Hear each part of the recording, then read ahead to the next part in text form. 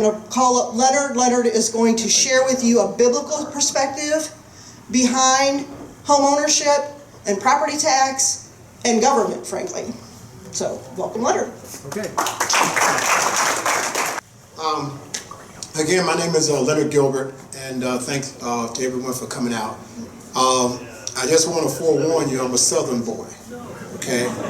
So if you hear me say, yes ma'am, yes you, no sir, you welcome, thank you, and please, y'all got to talk to my mom about that. That's all I know. So I just want to forewarn you, if you hear it come out. I want to talk a little bit about the property tax and what I consider as true ownership. Now, the reason why I say biblical perspective is because, as my grandmother would always tell me, she said, you're either going to do what I tell you to do or there's going to be consequences. It's no different than the way God operates. If there's a covenant or relationship and you break it, there's consequences. But most people don't recognize that because we've gone so far away from biblical standards, I don't even think we know what normal will look like. All right? So, a little bit about myself. I was born in Georgia. I've been in Metro, Ohio for about 30 years now. I look at this whole issue of education. We homeschool our children, all right? Now, I tell people, if you want to send your kids to a public school, go right ahead, but don't force me to pay for it. That's not right. And what I talk about from a biblical perspective, the bottom line is this. If you're taking money from me against my will and doing it what I call publishing for the, taking it for the published good, guess what? The Bible calls that stealing. That's the bottom line. Just because you say it's deemed better, that doesn't necessarily mean it's better for my family. So we got a whole way of rethinking of the way we're looking at the reality of the world we live in because we've lost it and we got to gain it back. Elaine already alluded to some of this, so I'm going to go through it pretty fast, but you spend all your time paying for your house, and people are under the belief, I always ask the question, did you own your home? 80% of people raise their hand. And then I come to tell them, well, in reality, you don't. You're just a renter. And to me, that is not freedom. Because if you don't own the property, you are the property. So you're basically just property of the government. All right? Now, Elaine already alluded to this, the complication of it, costly, and you can't sustain it. Now, when I say you can't sustain it, this should like automatically throw a flag up. Because what that means is that you can't go on like this. You can't suck the amount of dollars coming from the private sector and then expect it to maintain. You can't do it. So right now, we are headed on a train, on a track, going full speed ahead, and it's going to crash. All right? The other thing about the biblical perspective, God never intended government to own property. The first ordained government is the family. And when you break the family down, he didn't give it to the government. He said, I'm giving you this land to manage it. He didn't say the government at all. I'm not going to go through the biblical perspective here, but if you want some references, I do have Ezekiel 46:18. There's a lot of references in here about the Bible and about how we should be applying it. But again, we just have lost that perspective. It's a disincentive to maintain your home because if I change the roofing because I had a leak, they're going to make me pay for it. Oh, your house just went up. So wait a minute, man, I had a leak here. I'm trying to fix the leak. But they say, oh, that could add $20,000 value to your house. Well, I haven't sold it yet. So how do you know what it's worth? So you see what kind of nonsense this is, and nobody's even registering thinking about this. All right? We talked about governmental costs.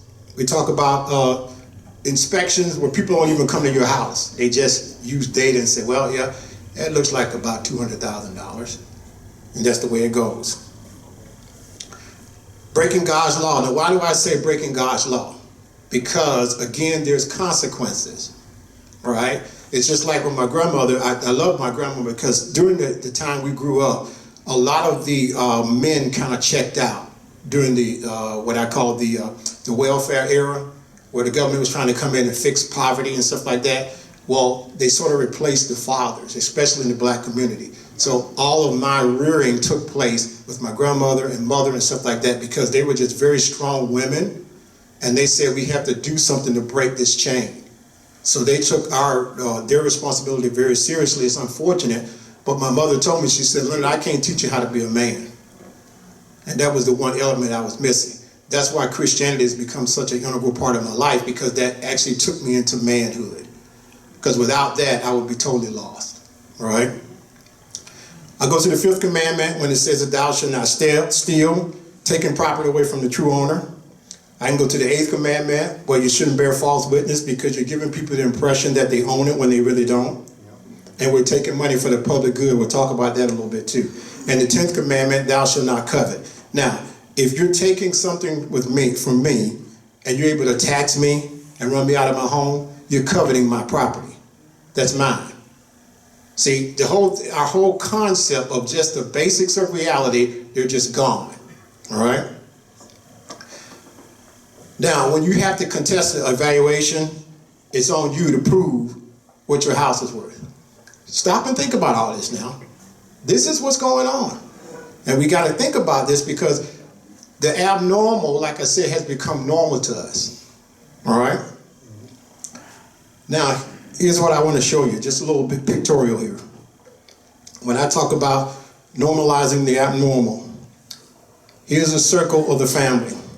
Here's the local, here's the state, here's the federal. You see what has happened here? Now, who can tell me what true normal should look like? See what I mean? We're not even thinking in this realm anymore. Now, do you know why? Can anybody tell me why the government continues to grow? There you go. And you know what else is very critical about that? The more sin increases, then the government exponentially goes with it.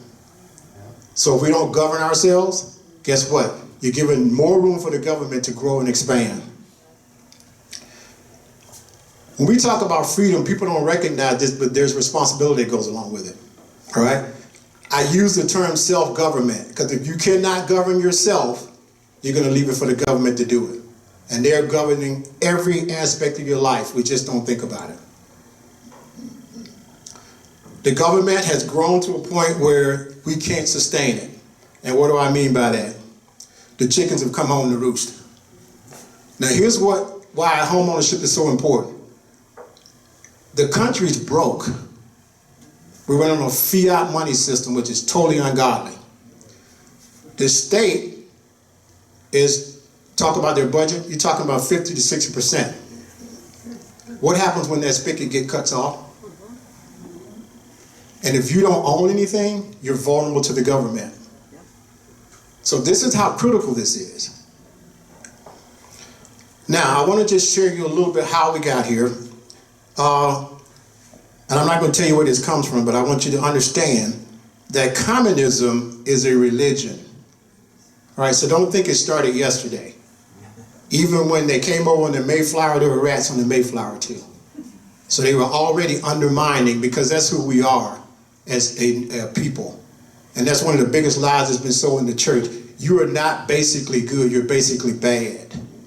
Now, that doesn't mean you have bad things coming out of you, but your heart, you got a heart condition. And that's God's work to change their hearts so you recognize, hey, I got to straighten up and fly right. All right? Free education for all children in public. We use the word public, but guess what the communists like to use? Common schools. Now, you know what commonality means? We want to make everybody the same. You know what common means, what you get right down to, is indoctrination. So people say, oh, well, we have to pay for education. I did not say I'm against education. I'm against government control education, because I have a responsibility to educate my family, not the government. And I choose how I want to do it. Or what about school choice? What about? Now, if you start to do that, if you're taking money again from the government, there's strings that come along with it. That's why when we homeschool, they offer stuff. We don't want it. Take it. We would not want that. You take what you have and we'll do it ourselves. Here's what we don't recognize. Do you know that education now is enshrined in our Constitution? So now, This is very important that you understand this. This thing was communistic from the beginning, and it needs ownership of your property to make it work. You see the circle we're in now? Nobody's thinking about this, all right? The other thing is, if the government owns it, the right of inheritance doesn't exist anymore, all right? You're only transferring the tax burden to your new owner or your children. That's not freedom, all right? Here's the beautiful thing about communism. They had to understand Christianity to make this work. That's why I call it anti-Christian. We are funding our own demise. Now, why did they need this to happen? They knew they couldn't take us by might. So if they could get in the system and indoctrinate us, it becomes a way of life and we don't even think about it. But what do? We go out, vote for levies, vote for levy. We gotta have the education, we gotta have this, we gotta have this. Hey, wait a minute, I can't afford this. It's too late, grandma lost her home. Well, they'll quiet down up to a certain point because they're just sheep. They'll make a little noise, but then they'll go away at that point in time. This is the way they think, all right? All of this, believe it or not, folks, is coming out of the Communist Manifesto. And we're living it. And just going right along with it, not even thinking twice about it, all right? Our mindsets have to change drastically. This is where we're going. We're trying to eliminate all the property tax. This is your house. End of story. We shouldn't even be discussing your house. You buy $1 million home and say, God bless you, Mike. Good for you. That's yours. I'm glad you made it. Somebody else, Brian, goes and buys a $2 million home. Good for you, Brian. I'm glad you made it. This is what you call freedom and responsibility. And it encourages me because if I see Mike can do it, I say, hey, maybe I can do that. This is the way it works. We need competition in a society. You need that because it spurs growth for everyone. All right? I'm sure you all heard this one before. Because I'm sure, since we have all saints in here, nobody's ever told a lie, right? Well, when I used to tell a lie, Grandmama knew you were lying, right? And she just looked and she shake her head. And she said, son, stop, stop, stop. I said, why? She said, when you're digging a hole, put the shovel down. This is where we are. We got to stop digging. Take the shovel and put it down. Now, what happens is when people hear that, how are we going to pay for this? How are we going to pay for that? Grandma gave me the first lesson in economics. Men have to be restrained. So I used to go to her and I said, let me have $5. Now, you can't have 5, I'll give you 1. Then I said, maybe if I wait for a while, she'll give me the 5. Never worked. Never. I always got the $1. What I didn't recognize was she was teaching me about economics. She said, because if I give you 5, you're going to manage to the 5. But if I give you 1, you're going to learn how to manage to the 1. She said, look at your life. How did you live? That's a good question. You screamed and you kicked and you wanted 5, but I wouldn't give it to you. But look how everything turned out. Because I was forced to manage it. We're not forcing the government to manage anything. So you see how the family is the foundation for everything. You break that family down, you're done. A society will just collapse. We're not having children anymore. We're aborting babies like it's nothing. You're going to pay a price for it. You're not going to turn that switch back on after 250 years of doing this and just say, oh God, I'm sorry, we'll just fix it. It doesn't work that way. There's consequences.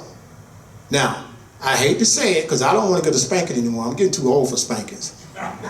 But here's what's going to happen. You're going to have a lot of pain. Brian, I can tell you about the people calling us in tears, telling us about they're going to lose their home, or you're going to have a catastrophic failure. I don't want to see any one of them, but again, I worship the God of this universe, and he could bring this to his knees anytime he wants to. And I'm going to have to deal with it. All right. Why are we talking about troop ownership? I'm going to bring this home now. We want family stability. Remember that circle that's so small, we want to make that bigger again. Get the families back together. That will drive everything that you need because that's the way God designed it. All right? We got to restrain government. Just like Grandma restrained me when I was younger, guess what? They have to be restrained. And all these things that we have to do, This is why I get kicked out of all the stuff I've been involved in, because all I do when I vet a candidate, you know what I ask them? What's the role of government? Big question mark, they can't answer it. Because we let them do everything. So our self-government is gone. You talk about economic growth, real short story. My daddy, well, when I was growing up, I was the first college grad in the family. He told me, Leonard, whatever you do, if you want to make money, go to Ohio. I said, why is that? Ohio was the manufacturing mecca of the world. You had everything here. Iron, you name it, automotive. I mean, this place was booming. I could walk down the street and find a job. I look back 30 years now, how did they mess this up? I don't know how they did it. Got it right here in your backyard and it's been destroyed. And by the way, Republican and Democratic leadership. Now, I always get kicked out when I say that, but I'm just bringing the truth. All right? And generational wealth. I didn't come from a rich family, but guess what? If I was able to own something, a poor man can work himself out of poverty. And my mother recognized that. So they say, if you do this, this, and this, you can get out of this hole here, and you can't make poverty an excuse for you not to succeed. Out of the question. We got to reassess our priorities, cut waste, streamline essential services. Does every community, whether it be township, does everyone need to have a big, large fire truck? Can we share it? As a matter of fact, one of the firemen was telling Leonard, he said, our truck is so big we can't even get down one of those streets. So why are they buying a new one? No type of thinking like that. They're not even remotely thinking out of the box, and that has to change. Realistic budgeting and accountability, same thing we do in our families. I would like to go on a ski trip every year. Can't do it. So, doesn't mean I can't enjoy my life. It's just that certain things I have to change and deal with. Collecting taxes for services rendered. Elaine mentioned this. I have no problem paying for taxes for services that are rendered from the government. But if I'm not using it, don't make me pay for it. I willingly help someone else. That's what I choose to do. That's what you call Christianity. And by the way, folks, living to help your neighbors, that's not a suggestion. It's a commandment. That's what we're supposed to do that. And I was telling Brian this was really interesting. Have you noticed that whenever we have a crisis in the country, people just drop everything and start helping each other out? We have not lost that spirit. It's still there. I'm doing it right now. But even with the limited resources that I'm having, I'm not getting paid to do this. I just recognize I know your children are going to come in and they're going to deal with a mess that we left them. And they're going to get blindsided. So I can't live with that. So to me, if I'm not willing to die for it, then I'm not living. We don't want taxes on property. End of story. I don't want to talk about it anymore. No progressive taxation. I'm not going to punish you for making money.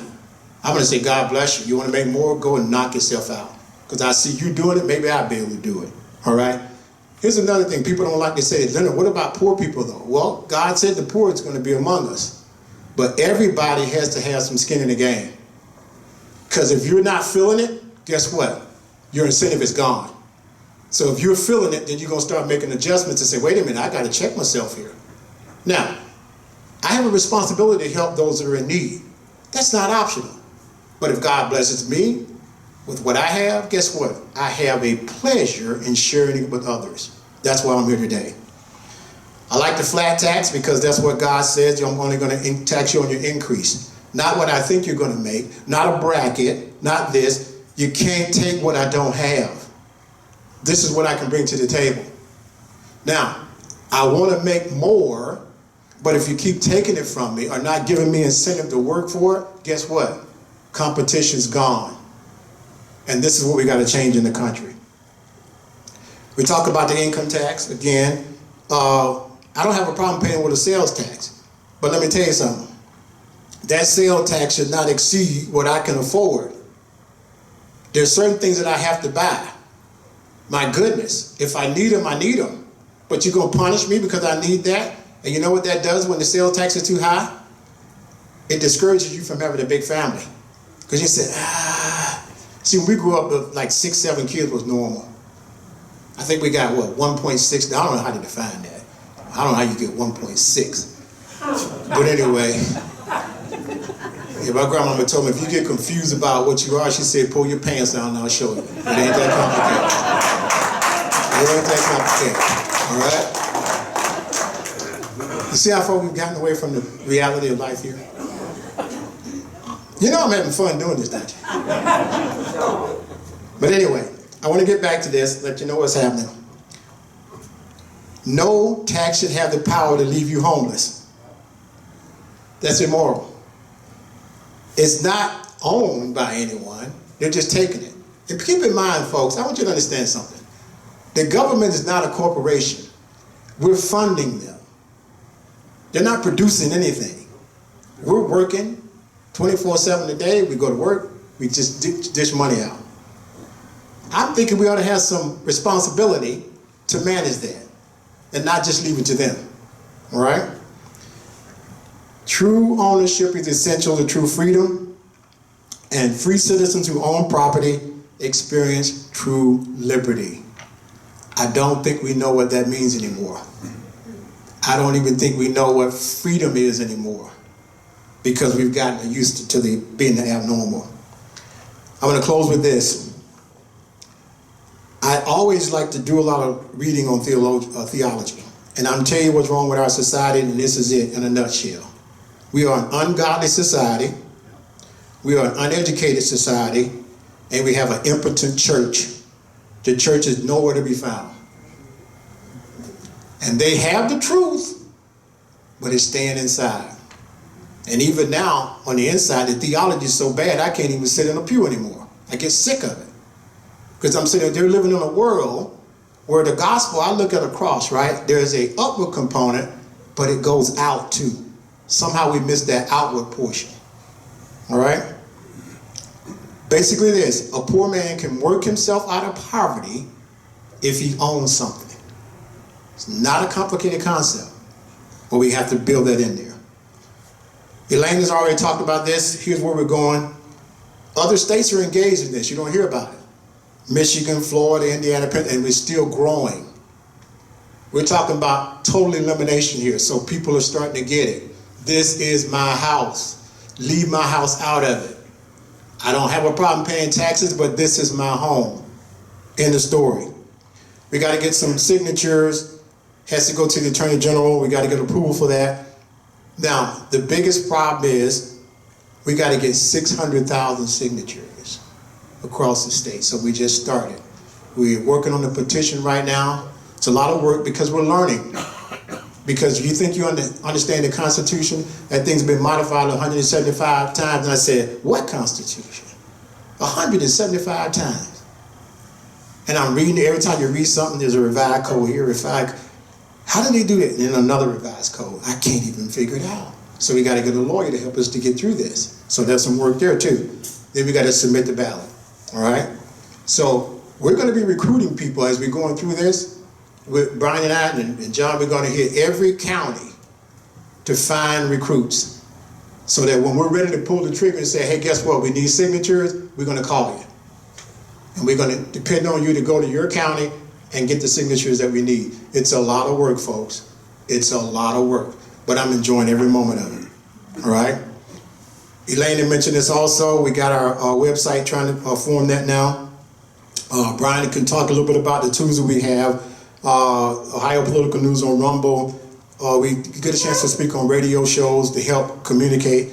And we also, if you want to get in touch with us, I'll give you my business card, and Brian will give one also. But we do have a way for you to contact us. And that's basically, folks, in a nutshell. And I always end just how my grandmother would end with me.